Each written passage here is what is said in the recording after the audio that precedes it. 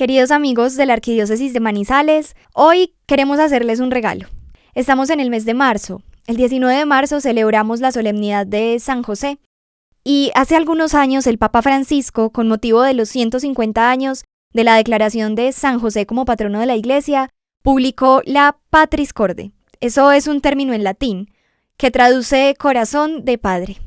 Es una carta que él dirige a todos nosotros para que podamos conocer un poquito más de cerca a San José, el papá de Jesús. Tuvo que haber sido un hombre muy bueno. De hecho, en la Biblia le dicen justo, lo que hoy traducido podría ser un santo. Y ese título no es en vano. Tuvo que haber sido un hombre muy bueno para que el Señor le hubiera confiado la tarea de acompañar a la Santísima Virgen María en el camino de custodiar a Jesús. Por eso hoy queremos extenderles la invitación para que escuchemos esta carta apostólica que nos dirige el Papa para conocer un poquito más el corazón de San José, y conociendo ese corazón de padre de San José, pues podamos conocer también un poco más del corazón de su Hijo y del corazón de Dios. Carta Apostólica Patris Corde. Corazón de Padre. Con motivo del aniversario número 150 de la declaración de San José como patrono de la Iglesia Universal. Con corazón de padre. Así, José amó a Jesús, llamado en los 4 evangelios el Hijo de José. Los 2 evangelistas que evidenciaron su figura, Mateo y Lucas, refieren poco, pero lo suficiente para entender qué tipo de padre fue y la misión que la providencia le confió. Sabemos que fue un humilde carpintero, desposado con María, un hombre justo, siempre dispuesto a hacer la voluntad de Dios manifestada en su ley, y a través de los 4 sueños que tuvo. Después de un largo y duro viaje de Nazaret a Belén, vio nacer al Mesías en un pesebre, porque en otro sitio no había lugar para ellos. Fue testigo de la adoración de los pastores, de los magos, que representaban respectivamente el pueblo de Israel y los pueblos paganos. Tuvo la valentía de asumir la paternidad legal de Jesús, a quien dio el nombre que le reveló el ángel. Tú le pondrás por nombre Jesús, porque él salvará a su pueblo de sus pecados. Como se sabe, en los pueblos antiguos, poner un nombre a una persona o a una cosa significaba adquirir la pertenencia, como hizo Adán en el relato del Génesis.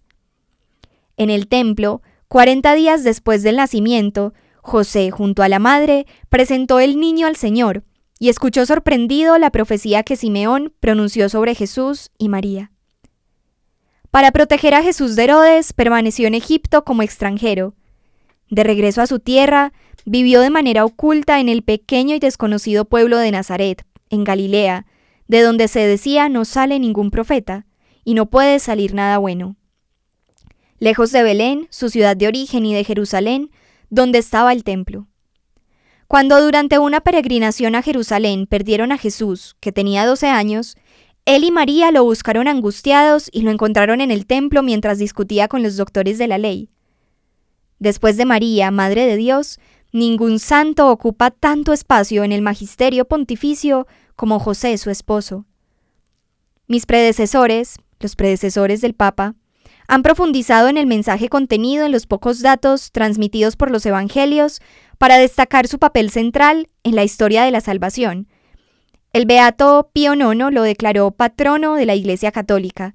El venerable Pío XII lo presentó como patrono de los trabajadores y San Juan Pablo II como custodio del Redentor. El pueblo lo invoca como patrono de la buena muerte. Por eso, al cumplirse 150 años de que el beato Pío IX, el 8 de diciembre de 1870, lo declarara como patrono de la Iglesia Católica, quisiera, como dice Jesús, que la boca hable de aquello de lo que está lleno el corazón, para compartir con ustedes algunas reflexiones personales sobre esta figura extraordinaria, tan cercana a nuestra condición humana. Este deseo ha crecido durante estos meses de pandemia, en los que podemos experimentar, en medio de la crisis que nos está golpeando, que nuestras vidas están tejidas y sostenidas por personas comunes, corrientemente olvidadas, que no aparecen en portadas de diarios y de revistas, ni en las grandes pasarelas del último show, pero sin lugar a dudas, están escribiendo hoy los acontecimientos decisivos de nuestra historia. Médicos, enfermeros y enfermeras encargados de reponer los productos en los supermercados, limpiadoras, cuidadoras, transportistas, fuerzas de seguridad, voluntarios, sacerdotes, religiosas y tantos, pero tantos otros que comprendieron que nadie se salva solo. ¿Cuánta gente cada día demuestra paciencia e infunde esperanza, cuidándose de no sembrar pánico sino corresponsabilidad? ¿Cuántos padres, madres, abuelos y abuelas, docentes, muestran a nuestros niños, con gestos pequeños y cotidianos, cómo enfrentar y transitar una crisis readaptando rutinas, levantando miradas e impulsando la oración? ¿Cuántas personas rezan, ofrecen e interceden por el bien de todos? Todos pueden encontrar en San José, el hombre que pasa inadvertido, el hombre de la presencia diaria, discreta y oculta, un intercesor, un apoyo y una guía en tiempos de dificultad. San José nos recuerda que todos los que están aparentemente ocultos o en segunda línea tienen un protagonismo sin igual en la historia de la salvación. A todos ellos va dirigida una palabra de reconocimiento y de gratitud. Padre amado. La grandeza de San José consiste en el hecho de que fue el esposo de María y el padre de Jesús. En cuanto tal, entró en el servicio de toda la economía de la Encarnación, como dice San Juan Crisóstomo. San Pablo VI observa que su paternidad se manifestó concretamente al haber hecho de su vida un servicio, un sacrificio al misterio de la Encarnación y a la misión redentora que le está unida, al haber utilizado la autoridad legal que le correspondía en la Sagrada Familia para hacer de ella un don total de sí mismo, de su vida, de su trabajo, al haber convertido su vocación humana de amor doméstico en la oblación sobrehumana de sí mismo, de su corazón y de toda la capacidad en el amor puesto al servicio del Mesías nacido en su casa.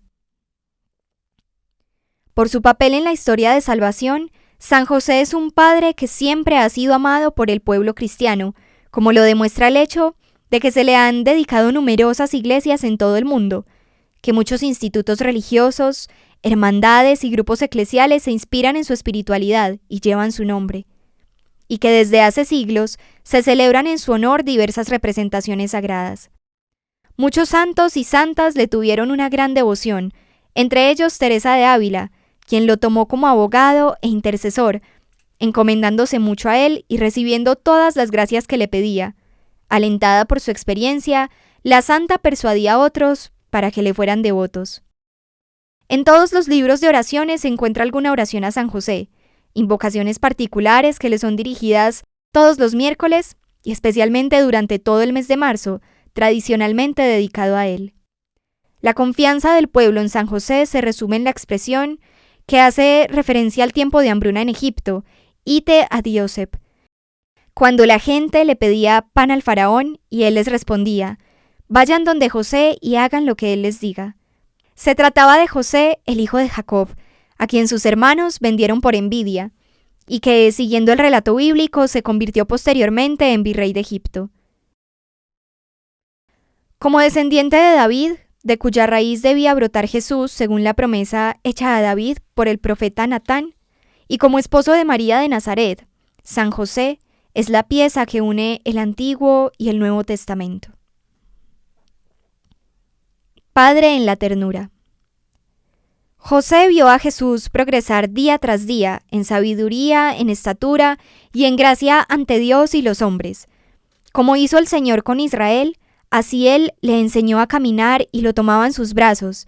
Era para Él como el padre que alza a un niño hasta sus mejillas y se inclina hacia Él para darle de comer. Jesús vio la ternura de Dios en José.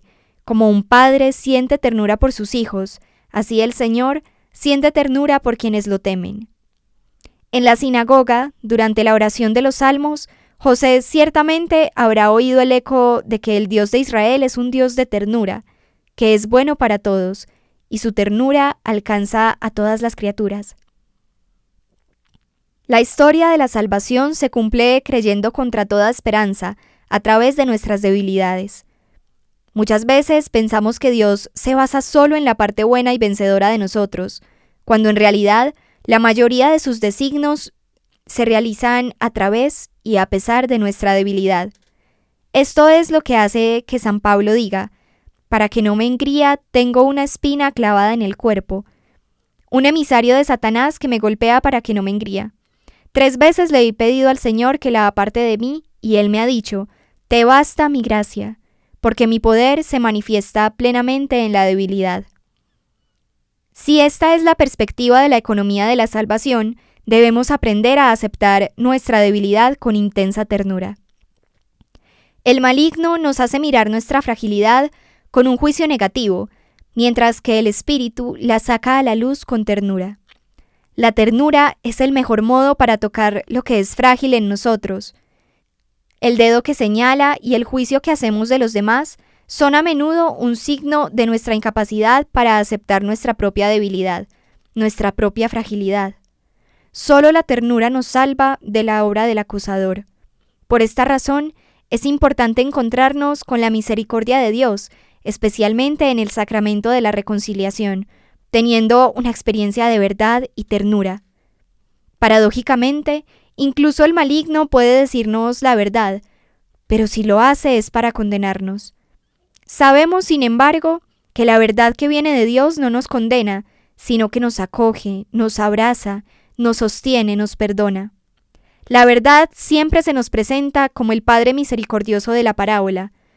Viene a nuestro encuentro, nos devuelve la dignidad, nos pone nuevamente de pie, celebra con nosotros porque mi hijo estaba muerto y ha vuelto a la vida, estaba perdido y ha sido encontrado.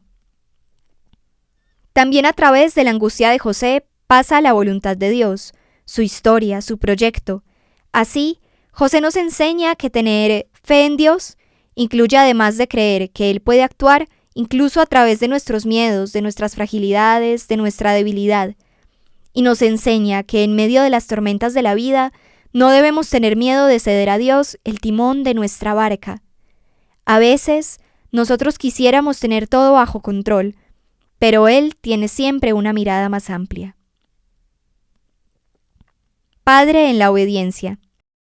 Así como Dios hizo con María cuando le manifestó su plan de salvación, también a José le reveló sus designios y lo hizo a través de sueños que, en la Biblia, como en todos los pueblos antiguos, eran considerados uno de los medios por los que Dios manifestaba su voluntad. José estaba muy angustiado por el embarazo incomprensible de María. No quería denunciarla públicamente, pero decidió romper su compromiso en secreto. En el primer sueño, el ángel lo ayuda a resolver su grave dilema. No temas aceptar a María, tu mujer, porque lo engendrado en ella proviene del Espíritu Santo. Dará a luz un hijo, y tú le pondrás por nombre Jesús, porque él salvará a su pueblo de sus pecados. Su respuesta fue inmediata. Cuando José despertó del sueño, hizo lo que el ángel del Señor le había mandado. Con la obediencia superó su drama y salvó a María. En el segundo sueño el ángel ordenó a José: levántate, toma contigo al niño y a su madre, y huye a Egipto. Quédate ahí hasta que te diga, porque Herodes va a buscar al niño para matarlo. José no dudó en obedecer. Sin cuestionarse acerca de las dificultades que podía encontrar, se levantó, tomó de noche al niño y a su madre, y se fue a Egipto, donde estuvo hasta la muerte de Herodes. En Egipto, José esperó con confianza y paciencia el aviso prometido por el ángel para regresar a su país. Y cuando en un tercer sueño, el mensajero divino, después de haberle informado que los que intentaban matar al niño habían muerto, le ordenó que se levantara, que tomase consigo al niño y a su madre y que volviera a la tierra de Israel, él una vez más obedeció sin vacilar. Se levantó, tomó al niño y a su madre y entró en la tierra de Israel. Pero durante el viaje de regreso, al enterarse de que Arquelao reinaba en Judea en lugar de su padre Herodes, tuvo miedo de ir allí. Y avisado en sueños, y es la 4ª vez que sucedió, se retiró a la región de Galilea y se fue a vivir a un pueblo llamado Nazaret. El evangelista Lucas, por su parte, relató que José afrontó el largo e incómodo viaje de Nazaret a Belén, según la ley del censo del emperador César Augusto, para empadronarse en su ciudad de origen. Y fue precisamente en esta circunstancia que Jesús nació, y fue asentado en el censo del imperio, como todos los demás niños. San Lucas en particular se preocupó de resaltar que los padres de Jesús observaban todas las prescripciones de la ley, los ritos de la circuncisión de Jesús, de la purificación de María después del parto, de la presentación del primogénito a Dios. En cada circunstancia de su vida, José supo pronunciar su fiat, como María en la Anunciación y Jesús en Getsemaní. José, en su papel de cabeza de familia, enseñó a Jesús a ser sumiso a sus padres, según el mandamiento de Dios. En la vida oculta de Nazaret, bajo la guía de José, Jesús aprendió a hacer la voluntad del Padre. Dicha voluntad se transformó en su alimento diario. Incluso en el momento más difícil de su vida, que fue en Getsemaní, prefirió hacer la voluntad del Padre y no la suya propia, y se hizo obediente hasta la muerte, y una muerte de cruz. Por ello, el autor de la carta a los Hebreos concluye que Jesús aprendió sufriendo a obedecer. Todos estos acontecimientos muestran que José ha sido llamado por Dios para servir directamente a la persona y a la misión de Jesús mediante el ejercicio de su paternidad. De este modo, él coopera en la plenitud de los tiempos en el gran misterio de la redención y es verdaderamente ministro de la salvación. Padre en la acogida. José acogió a María sin poner condiciones previas. Confió en las palabras del ángel. La nobleza de su corazón le hace supeditar a la caridad lo aprendido por la ley.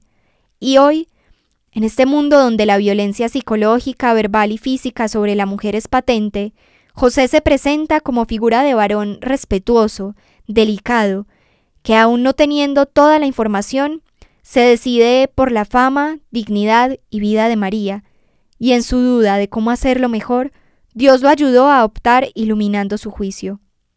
Muchas veces ocurren hechos en nuestra vida cuyo significado no entendemos. Nuestra primera reacción es a menudo de decepción y rebelión.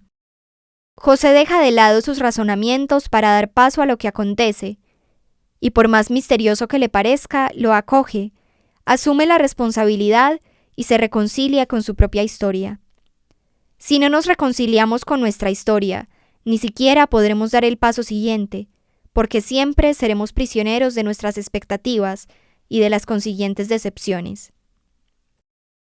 La vida espiritual de José no nos muestra una vía que explica, sino una vía que acoge.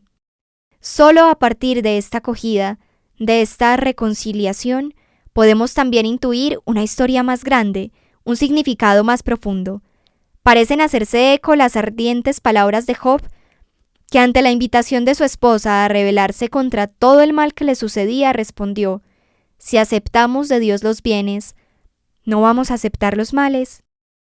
José no es un hombre que se resigna pasivamente, es un protagonista valiente y fuerte.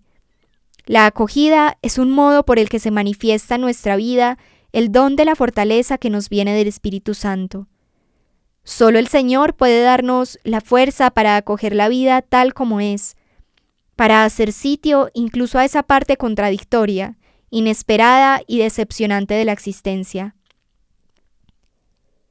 La venida de Jesús en medio de nosotros es un regalo del Padre, para que cada uno pueda reconciliarse con la carne de su propia historia, aunque no la comprenda del todo. Como Dios dijo a nuestro santo, José, hijo de David, no temas. Parece repetirnos también a nosotros: no tengan miedo. Tenemos que dejar de lado nuestra ira y decepción y hacer espacios sin ninguna resignación mundana y con una fortaleza llena de esperanza a lo que no hemos elegido, pero está allí. Acoger la vida de esta manera nos introduce en un significado oculto. La vida de cada uno de nosotros puede comenzar de nuevo milagrosamente si encontramos la valentía para vivirla según lo que nos dice el Evangelio. Y no importa si ahora todo parece haber tomado un rumbo equivocado y si algunas cuestiones son irreversibles. Dios puede hacer que las flores broten entre las rocas. Aun cuando nuestra conciencia nos reprocha algo, Él es más grande que nuestra conciencia y lo sabe todo. El realismo cristiano, que no rechaza nada de lo que existe, vuelve una vez más. La realidad, en su misteriosa irreductibilidad y complejidad, Es portadora de un sentido de la existencia con sus luces y sombras. Esto hace que el apóstol afirme: sabemos que todo contribuye al bien de quienes aman a Dios. Y San Agustín añade: aún lo que llamamos mal. En esta perspectiva general, la fe da sentido a cada acontecimiento feliz o triste. Entonces, lejos de nosotros el pensar que creer significa encontrar soluciones fáciles que consuelan. La fe que Cristo nos enseñó es en cambio la fe que vemos en San José, que no buscó atajos, sino que afrontó con los ojos abiertos lo que le acontecía, asumiendo la responsabilidad en primera persona. La acogida de José nos invita a acoger a los demás, sin exclusiones, tal como son, con preferencia por los débiles, porque Dios elige lo que es débil. Es padre de los huérfanos y defensor de las viudas, y nos ordena amar al extranjero. Deseo imaginar que Jesús tomó de las actitudes de José el ejemplo para la parábola del Hijo Pródigo y el Padre Misericordioso. Padre de la valentía creativa. Si la primera etapa de toda verdadera curación interior es acoger la propia historia, es decir, hacer espacio dentro de nosotros mismos, incluso para lo que no hemos elegido en nuestra vida, necesitamos añadir otra característica importante: la valentía creativa. Esta surge especialmente cuando encontramos dificultades. De hecho, cuando nos enfrentamos a un problema podemos detenernos y bajar los brazos, o podemos ingeniárnoslas de alguna manera. A veces las dificultades son precisamente las que sacan a relucir recursos en cada uno de nosotros que ni siquiera pensábamos tener. Muchas veces, leyendo los evangelios de la infancia, nos preguntamos por qué Dios no intervino directa y claramente, pero Dios actúa a través de eventos y personas. José era el hombre por medio del cual Dios se ocupó de los comienzos de la historia de la redención. Él era el verdadero milagro con el que Dios salvó al niño y a su madre. El cielo intervino confiando en la valentía creadora de este hombre, que cuando llegó a Belén y no encontró un lugar donde María pudiera dar a luz, se instaló en un establo y lo arregló hasta convertirlo en un lugar lo más acogedor posible para el Hijo de Dios que venía al mundo. Ante el peligro inminente de Herodes, que quería matar al niño, José fue alertado una vez más en un sueño para protegerlo, y en medio de la noche organizó la huida a Egipto. De una lectura superficial de estos relatos, se tiene siempre la impresión de que el mundo está a merced de los fuertes y de los poderosos. Pero la buena noticia del Evangelio consiste en mostrar cómo, a pesar de la arrogancia y la violencia de los gobernantes terrenales, Dios siempre encuentra un camino para cumplir su plan de salvación. Incluso nuestra vida parece a veces que está en manos de fuerzas superiores, pero el Evangelio nos dice que Dios siempre logra salvar lo que es importante, con la condición de que tengamos la misma valentía creativa del carpintero de Nazaret, que sabía transformar un problema en una oportunidad, anteponiendo siempre la confianza en la providencia. Si a veces pareciera que Dios no nos ayuda, no significa que nos haya abandonado, sino que confía en nosotros, en lo que podemos planear, inventar, encontrar. Es la misma valentía creativa que mostraron los amigos del paralítico, que para presentarlo a Jesús lo bajaron del techo. La dificultad no detuvo la audacia y la obstinación de esos amigos. Ellos estaban convencidos de que Jesús podía curar al enfermo, y como no pudieron introducirlo por causa de la multitud, subieron a lo alto de la casa y lo hicieron bajar en la camilla a través de las tejas, y lo colocaron en medio de la gente frente a Jesús. Jesús, al ver la fe de ellos, le dijo al paralítico: «Hombre, tus pecados quedan perdonados». Jesús reconoció la fe creativa con la que estos hombres trataron de traerle a su amigo enfermo. El Evangelio no da ninguna información sobre el tiempo en que María, José y el niño permanecieron en Egipto. Sin embargo, lo que es cierto es que habrán tenido necesidad de comer, de encontrar una casa, un trabajo. No hace falta mucha imaginación para llenar el silencio del Evangelio a este respecto. La Sagrada Familia tuvo que afrontar problemas concretos como todas las demás familias, como muchos de nuestros hermanos y hermanas migrantes, que incluso hoy arriesgan sus vidas forzados por las adversidades y el hambre. A este respecto, creo que San José sea realmente un santo patrono especial para todos aquellos que tienen que dejar su tierra a causa de la guerra, el odio, la persecución y la miseria. Al final de cada relato en el que José es el protagonista, el Evangelio señala que él se levantó, tomó al niño y a su madre, e hizo lo que Dios le había mandado. De hecho, Jesús y María, su madre, son el tesoro más preciado de nuestra fe. En el plan de salvación no se puede separar el hijo de la madre, de aquella que avanzó en la peregrinación de la fe y mantuvo fielmente su unión con su hijo hasta la cruz. Debemos preguntarnos siempre si estamos protegiendo con todas nuestras fuerzas a Jesús y María, que están misteriosamente confiados a nuestra responsabilidad, a nuestro cuidado, a nuestra custodia. El Hijo del Todopoderoso viene al mundo asumiendo una condición de gran debilidad. Necesita de José para ser defendido, protegido, cuidado, criado. Dios confía en este hombre del mismo modo que lo hace en María, que encuentra en José no solo al que quiere salvar su vida, sino al que siempre velará por ella y por el niño. En este sentido, San José no puede dejar que el custodio de la Iglesia, porque la Iglesia es la extensión del cuerpo de Cristo en la historia, y al mismo tiempo en la maternidad de la Iglesia se manifiesta la maternidad de María. José, a la vez que continúa protegiendo a la Iglesia, sigue amparando al niño y a su madre, y nosotros también, amando a la Iglesia, continuamos amando al niño y a su madre. Este niño es el que dirá: les aseguro que siempre que ustedes lo hicieron con uno de estos, mis hermanos más pequeños, conmigo lo hicieron. Así, cada persona necesitada, cada pobre, cada persona que sufre, cada maribundo, cada extranjero, cada prisionero, cada enfermo, son el niño que José sigue custodiando. Por eso se invoca a San José como protector de los indigentes, los necesitados, los exiliados, los afligidos, los pobres, los moribundos. Y es por lo mismo que la Iglesia no puede dejar de amar a los más pequeños. Porque Jesús ha puesto en ellos su preferencia, se identifica personalmente con ellos. De José debemos aprender el mismo cuidado y responsabilidad, amar al niño y a su madre, amar los sacramentos y la caridad, amar a la Iglesia y a los pobres.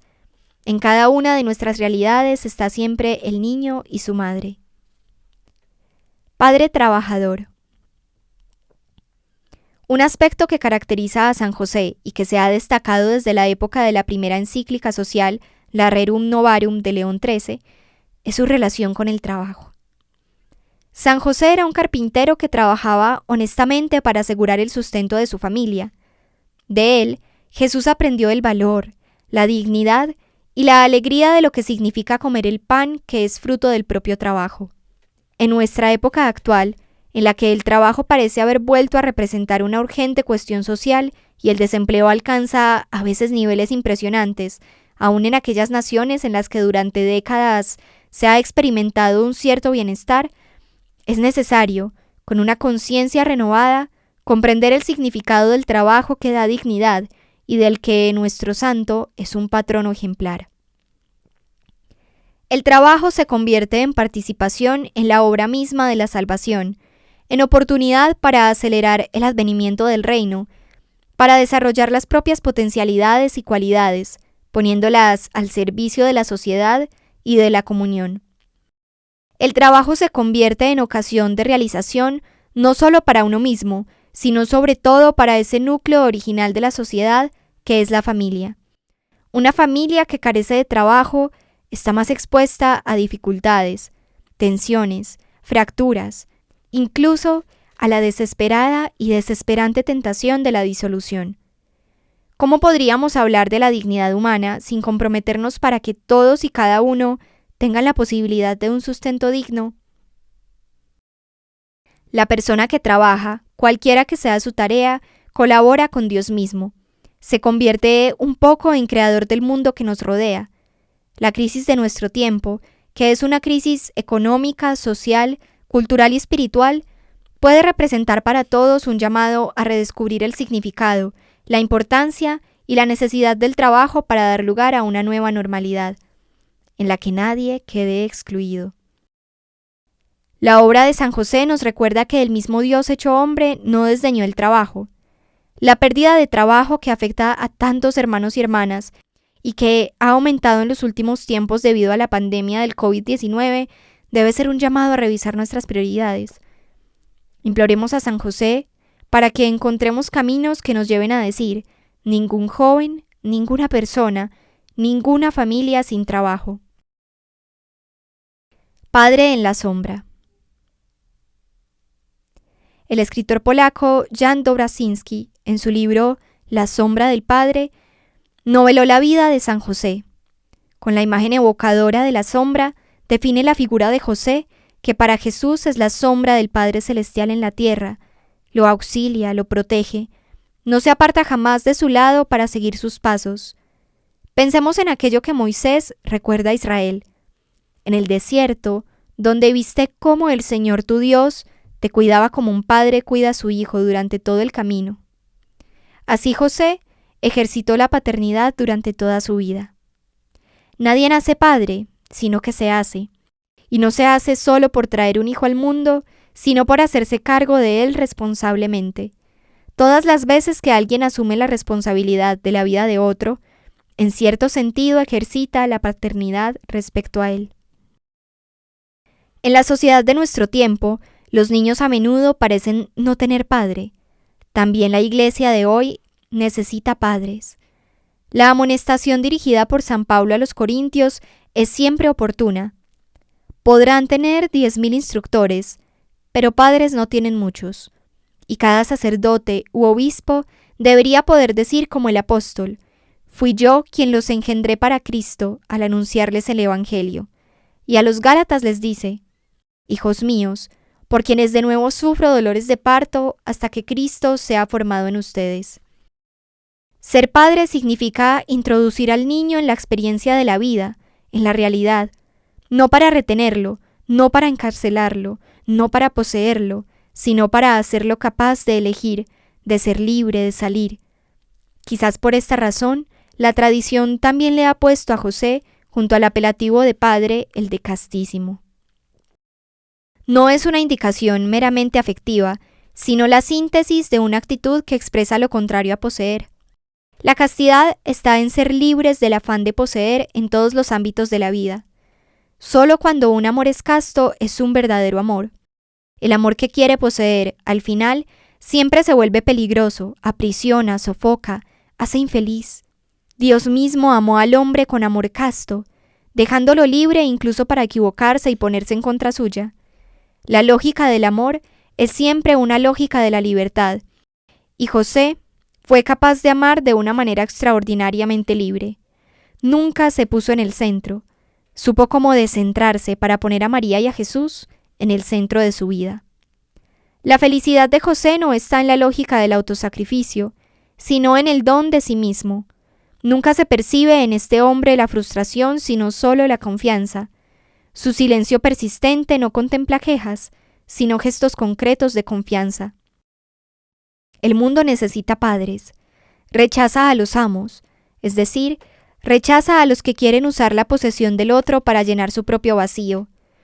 Rehúsa a los que confunden autoridad con autoritarismo, servicio con servilismo, confrontación con opresión, caridad con asistencialismo, fuerza con destrucción. Toda vocación verdadera nace del don de sí mismo, que es la maduración del simple sacrificio. También en el sacerdocio y la vida consagrada se requiere este tipo de madurez. Cuando una vocación, ya sea en la vida matrimonial, célibe o virginal, no alcanza la madurez de la entrega de sí misma, deteniéndose solo en la lógica del sacrificio, entonces en lugar de convertirse en signo de la belleza y la alegría del amor, corre el riesgo de expresar infelicidad, tristeza y frustración. La paternidad que rehúsa la tentación de vivir la vida de los hijos está siempre abierta a nuevos espacios. Cada niño lleva siempre consigo un misterio, algo inédito que solo puede ser revelado con la ayuda de un padre que respete su libertad. Un padre que es consciente de que completa su acción educativa y de que vive plenamente su paternidad solo cuando se ha hecho inútil, cuando ve que el hijo ha logrado ser autónomo y camina solo por los senderos de la vida. Cuando se pone en situación de José, que siempre supo que el niño no era suyo, sino que simplemente había sido confiado a su cuidado después de todo, eso es lo que Jesús sugiere cuando dice: no llamen Padre a ninguno de ustedes en la tierra, pues uno solo es su Padre, el del cielo. Siempre que nos encontremos en la condición de ejercer la paternidad, debemos recordar que nunca es un ejercicio de posesión, sino un signo que nos evoca una paternidad superior. En cierto sentido, todos nos encontramos en la condición de José, sombra del único Padre celestial que hace salir el sol sobre malos y buenos, y manda la lluvia sobre justos e injustos, y sombra que sigue al Hijo. Levántate, toma contigo al niño y a su madre, dijo Dios a San José. El objetivo de esta carta apostólica es que crezca el amor a este gran santo, para ser impulsados a implorar su intercesión e imitar sus virtudes, como también su resolución. En efecto, la misión específica de los santos no es solo la de conceder milagros y gracias, sino la de interceder por nosotros ante Dios, como hicieron Abraham y Moisés, como hace Jesús, único mediador, que es nuestro abogado ante Dios Padre, ya que vive eternamente para interceder por nosotros. Los santos ayudan a todos los fieles a la plenitud de la vida cristiana y a la perfección de la caridad. Su vida es una prueba concreta de que es posible vivir el Evangelio. Jesús dijo: aprendan de mí, que soy manso y humilde de corazón, y ellos a su vez son ejemplos de vida a imitar. San Pablo exhortó explícitamente: vivan como imitadores míos. San José lo dijo a través de su elocuente silencio. Ante el ejemplo de tantos santos y santas, San Agustín se preguntó: ¿no podrás ser tú lo que estos y estas? Y así llegó a la conversión definitiva, exclamando: tarde te amé, belleza tan antigua y tan nueva. No queda más que implorar a San José la gracia de las gracias, nuestra conversión. A él dirijamos nuestra oración. Salve, custodio del Redentor y esposo de la Virgen María. A ti Dios confió a su Hijo, en ti María depositó su confianza, contigo Cristo se forjó como hombre. Oh bienaventurado José, muéstrate Padre también a nosotros, y guíanos en el camino de la vida. Concédenos gracia, misericordia y valentía, y defiéndenos de todo mal. Amén. Roma, en San Juan de Letrán, 8 de diciembre, solemnidad de la Inmaculada Concepción de la Bienaventurada Virgen María del año 2020, octavo de su pontificado. Francisco.